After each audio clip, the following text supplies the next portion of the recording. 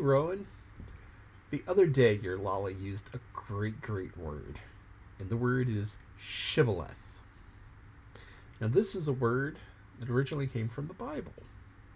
Now, there's some stories in the Bible that everyone agrees are probably true. They're backed up by external things. And there are some things that pretty much everybody thinks, except for, Christians, think is false. Now, this is one of those stories that kind of falls in between, where it's probably true, but there's no real backup for it. So, the ancient Israelites were at war, and they had a problem with spies. Because the Israelites had both sides of the Jordan River, and there were spies who were trying to cross. And they were trying to figure out who's a good guy and who's a spy. And, 100,000 people, you can't know everybody. But it turns out that there was an accent that the spies had, and the other people didn't. And the Israelites didn't. And this accent showed up particularly in the word Shibboleth. So, Shibboleth meant the head of a stalk of grain. So, you have the you have the stem, and then you have like seeds growing on top. So wheat seeds or barley or oats or whatever growing up on top at the end of the stem. And the word for that in Hebrew was Shibboleth. But the spies didn't have the sh sound in their language. So when they said Shibboleth, it came out Sibboleth. So here you had the Israelis.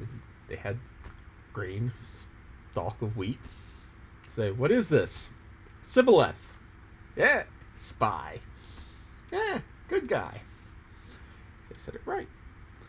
So this is a great word, and it's a word that now means a word that is used to differentiate between people. So it's like an insider word, or it's a word that only some people know or some people understand. There was a great musical, won several awards, called My Fair Lady. Rex Harrison and Audrey Hepburn. So part of the My Fair Lady thing was Professor Henry Higgins had such a finely tuned ear, and he understood accents and dialects so well that he could place anyone in the world within 5 miles of where they lived. That's totally false. No one's able to do that. But, you can pick out that people down south drawl. People up in Boston have sort of a clipped tone and drop ahs. Things like that you can spot. Well, Shibboleth was one of those things. And so his advanced use of Shibboleth, he was able to determine that, oh, this person is from here, or this person is from there. And there are certain regional things, like Pennsylvania, right up your room. No one says that anywhere else.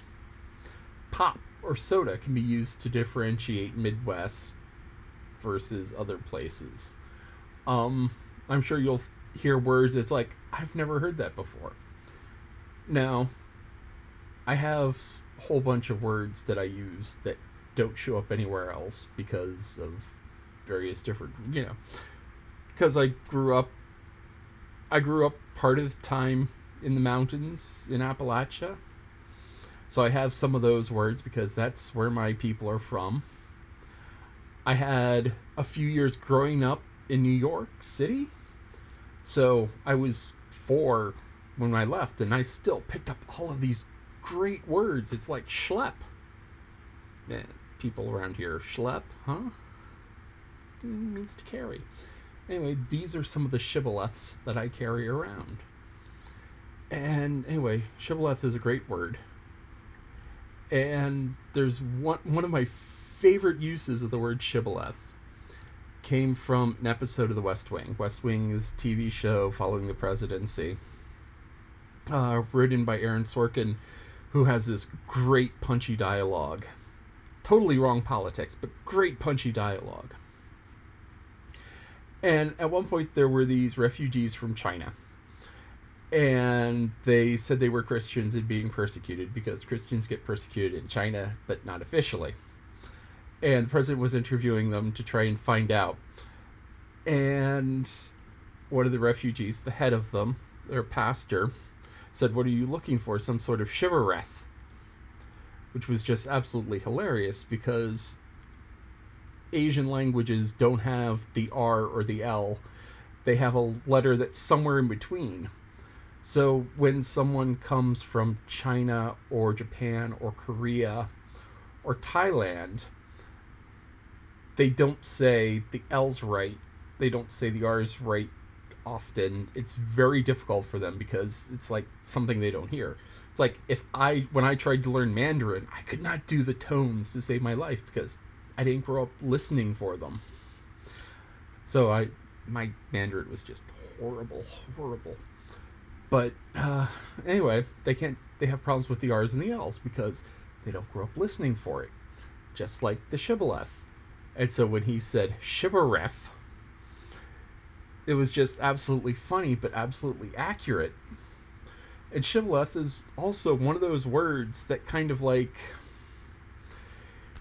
it narrows down people. Christians and Jews who are fairly hardcore will know the story.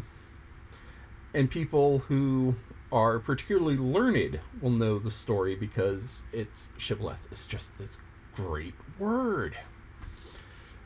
Anyway, have a great day and use the word Shibboleth.